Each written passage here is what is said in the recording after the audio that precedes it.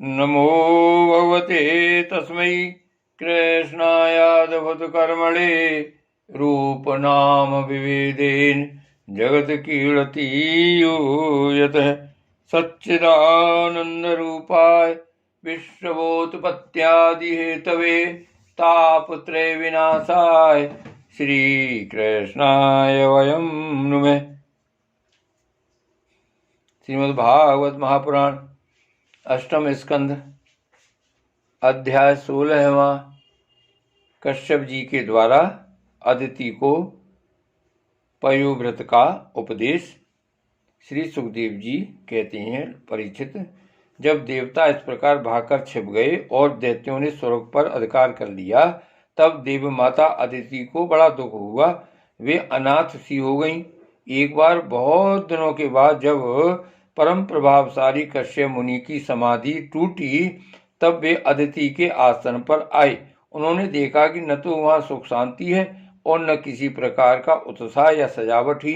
परीक्षित, जब वे वहां जाकर आसन पर बैठ गए और अदिति ने विधिपूर्वक उनका सत्कार किया, तब वे अपनी पत्नी अदिति से, जिसके चेहरे पर बड़ी उदासी छाई हुई थी, बोले, कल्याणी, इस समय संसार में ब्राह्मणों पर कोई विपत्ति तो नहीं आई है। धर्म का पालन तो ठीक ठीक होता है। काल के कराल गाल में पड़े हुए लोगों को का कुछ अमंगल तो नहीं हो रहा है। प्रिय, गृहस्थ आश्रम तो जो लोग योग नहीं कर सकते, उन्हें भी योग का फल देने वाला है।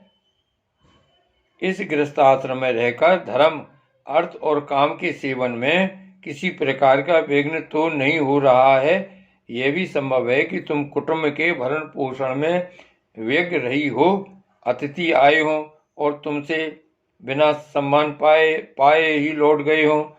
तुम खड़ी होकर उनका सत्कार करने में भी असमर्थ हो रही हो। इसी से तो तुम उदास नहीं हो रही हो। जिन घरों में आए हुए अतिथि को का जल से भी सत्कार नहीं किया जाता और वे ऐसे ही लौट जाते हैं, वे घर अवश्य ही गीदड़ों के घर के समान हैं। प्रिय, संभव है मेरे बाहर चले जाने पर कभी तुम्हारा चित्त उद्विग्न हो रहा हो और असमय पर तुमने भविष्य से अग्नियों में अभन न किया हो। सर्वदेव में भगवान के मुख हैं।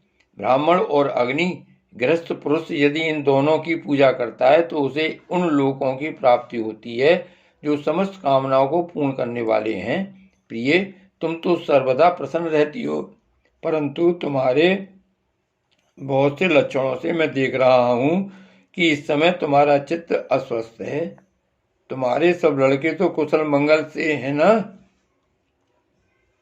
अदिति ने कहा, भगवान, ब्राह्मण, गौ, धर्म और आपकी यह दासी सब सकुशल हैं।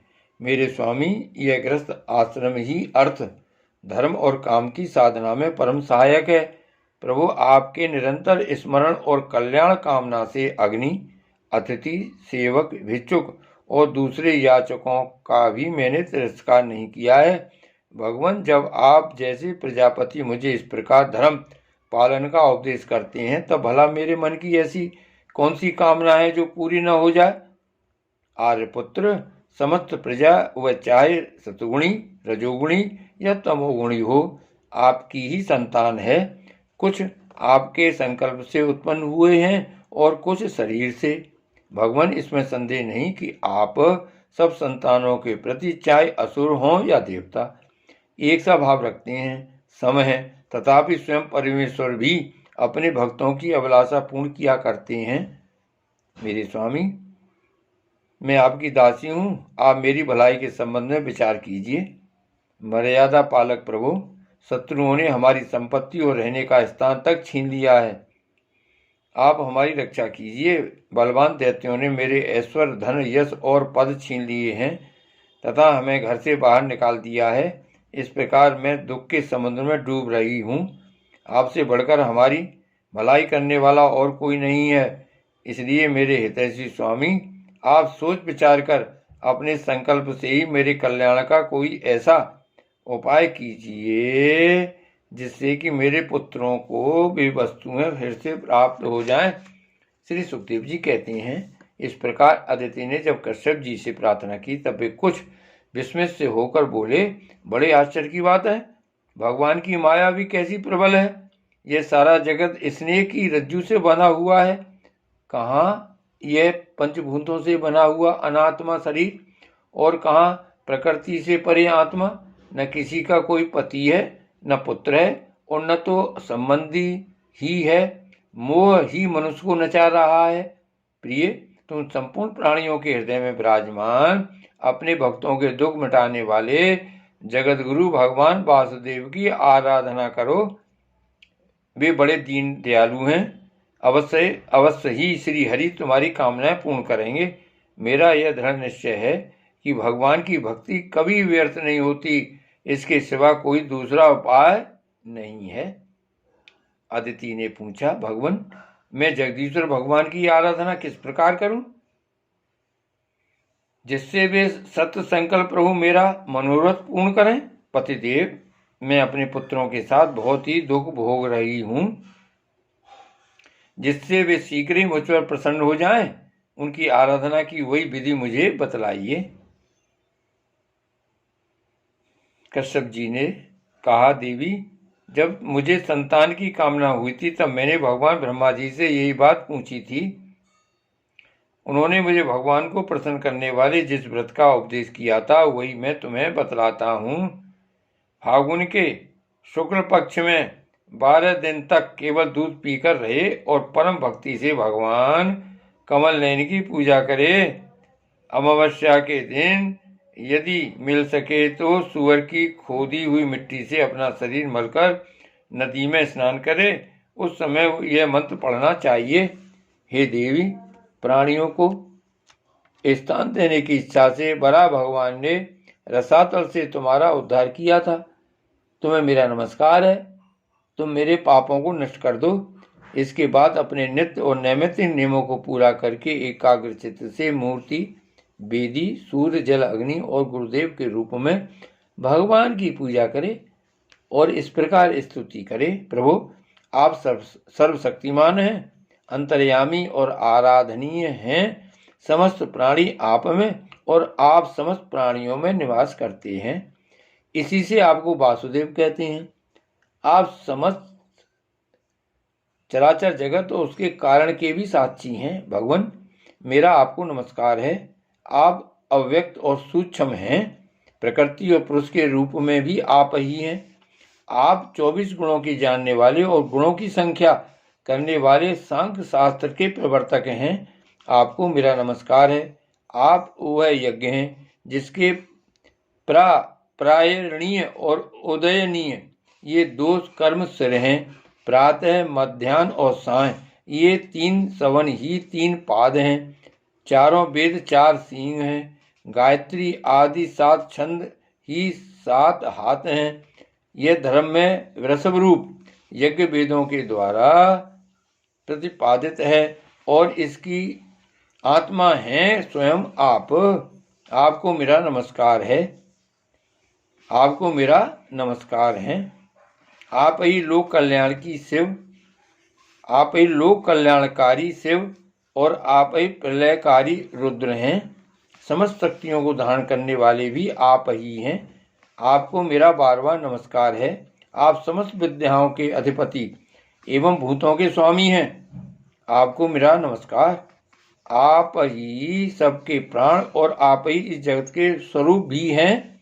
आप योग के कारण तो हैं ही, स्वयं योग और उससे मिलने वाला ऐश्वर्य भी आप ही हैं। हे हिरण्यगर्भ, आपके लिए मेरे नमस्कार। आप ही आदिदेव हैं, सबके साक्षी हैं। आप ही नर नारायण ऋषि के रूप में प्रकट स्वयं भगवान हैं। आपको मेरा नमस्कार। आपका शरीर मकराकृत मणि के समान सांवला है। समस्त संपत्ति और सौंदर्य की देवी लक्ष्मी आपकी सेविका हैं। पीतांबरधारी केशव, आपको मेरा बार बार नमस्कार। आप सब प्रकार के वर देने वाले हैं, वर देने वालों में श्रेष्ठ हैं तथा जीवों के एकमात्र वर्णनीय हैं। यही कारण है कि धीर विवेकी पुरुष अपने कल्याण के लिए आपके चरणों की रज की उपासना करते हैं। जिनके चरण कमलों की सुगंध प्राप्त करने की लालसा से समस्त देवता और स्वयं लक्ष्मी जी भी सेवा में लगी रहती हैं, वे भगवान मुझ पर प्रसन्न हों। प्रिय भगवान ऋषिकेश का आवाहन पहले ही कर लें, फिर इन मंत्रों के द्वारा पाद आचमन आदि के साथ श्रद्धापूर्वक मन लगाकर पूजा करें। गंधमाला आदि से पूजा करके भगवान को दूध से स्नान करावे। उसके बाद वस्त्र यज्ञ पवित्र आभूषण पाद आचमन गंध धूप आदि के द्वारा द्वादशाक्षर मंत्र से भगवान की पूजा करे। यदि सामर्थ्य हो तो दूध में पकाए हुए तथा घी और गुड़ मिले हुए साली के चावल का नैवेद्य लगावे और उसी का द्वादशाक्षर मंत्र से हवन करे। उस नैवेद्य को भगवान के भक्तों में बांट दे या स्वयं पाले। आचमन और पूजा के बाद तांबूल निवेदन करे। 108 बार द्वादशाक्षर मंत्र का जप करे और स्तुतियों के द्वारा भगवान का स्तवन करे। प्रदक्षिणा करके बड़े प्रेम और आनंद से भूमि पर लौटकर दंडवत प्रणाम करे। निर्माल्य को सिर से लगाकर देवता का विसर्जन करे। कम से कम 2 ब्राह्मणों को यथोचित रीति से खीर का भोजन करावे। दक्षिणा आदि से उनका सत्कार करे। इसके बाद उनसे आज्ञा लेकर अपने इष्ट मित्रों के साथ बचे हुए अन्न को स्वयं ग्रहण करे। उस दिन ब्रह्मचर्य से रहे और दूसरे दिन प्रातःकाली स्नान आदि करके पवित्रता पूर्वक पूर्वोक्त विधि से एकाग्र होकर भगवान की पूजा करे। इस प्रकार जब तक व्रत समाप्त न हो तब तक दूध से स्नान कराकर प्रतिदिन भगवान की पूजा करे।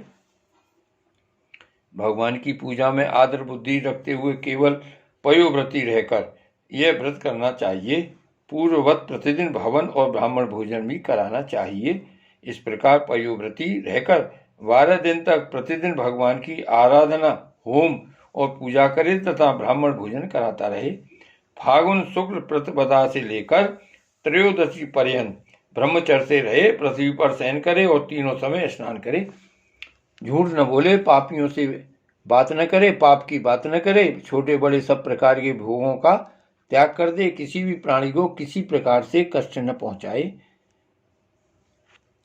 किसी भी प्राणी को किसी प्रकार से कष्ट न पहुंचावे, भगवान की आराधना में लगा ही रहे। त्रयोदशी के दिन विधि जानने वाले ब्राह्मणों के द्वारा शास्त्रोक्त विधि से भगवान विष्णु को पंचामृत स्नान करावे। उस दिन धन का संकोच छोड़कर भगवान की बहुत बड़ी पूजा करनी चाहिए और दूध में चरु खीर पकाकर विष्णु भगवान को अर्पित करना चाहिए। अत्यंत एकाग्र चित्त से उसी पकाए हुए चरु के द्वारा भगवान का यजन करना चाहिए और उनको प्रसन्न करने वाला गुणयुक्त तथा स्वादिष्ट नैवेद्य अर्पण करना चाहिए। इसके बाद ज्ञान संपन्न आचार्य और ऋतुजों को वस्त्र आभूषण और गौ आदि देकर संतुष्ट करना चाहिए। प्रिय, इसे भी भगवान की ही आराधना समझो। प्रिय, आचार्य और ऋतुजों को शुद्ध सात्विक और गुणयुक्त भोजन कराना ही चाहिए। दूसरे ब्राह्मण और आए हुए अतिथियों को भी अपनी शक्ति के अनुसार भोजन कराना चाहिए। गुरु और ऋतुजों को यथायोग्य दक्षिणा देनी चाहिए। जो चांडाल आदि अपने आप वहां आ गए हों उन सभी को तथा दीन अंधे और असमर्थ पुरुषों को भी अन्न आदि देकर संतुष्ट करना चाहिए। जब सब लोग खा चुके तब उन सबके सत्कार को भगवान की प्रसन्नता का साधन समझते हुए अपने भाई बंधुओं के साथ स्वयं भोजन करे। प्रतिपदा से लेकर त्रयोदशी तक प्रतिदिन नाच गान बाजे गाजे स्तुति स्वस्ति वाचन और भगवत कथाओं से भगवान की पूजा करावे। प्रिय, यह भगवान की श्रेष्ठ आराधना है। इसका नाम है पयोव्रत। ब्रह्मा जी ने मुझे ऐसा बताया था, वैसा ही मैंने तुम्हें बता दिया। देवी, तुम भाग्यवती हो। अपनी इंद्रियों को बस में करके शुद्ध भाव एवं श्रद्धापूर्ण विचित्र से इस व्रत का भली भांति अनुष्ठान करो और इसके द्वारा अविनाशी भगवान की आराधना करो। कल्याणी, यह व्रत भगवान को संतुष्ट करने वाला है, इसलिए इसका नाम है सर्व यज्ञ और सर्वव्रत ये समस्त तपस्याओं का सार और मुख्य दान है। जिनसे भगवान प्रसन्न हो वे ही सच्चे नियम हैं, वे ही उत्तम यम हैं, वे ही वास्तव में तपस्या, दान, व्रत और यज्ञ हैं। इसलिए देवी संयम और श्रद्धा से तुम इस व्रत का अनुष्ठान करो। भगवान शीघ्र ही तुम पर प्रसन्न होंगे और तुम्हारी अभिलाषा पूर्ण करेंगे। श्री भागवत भगवान की जय।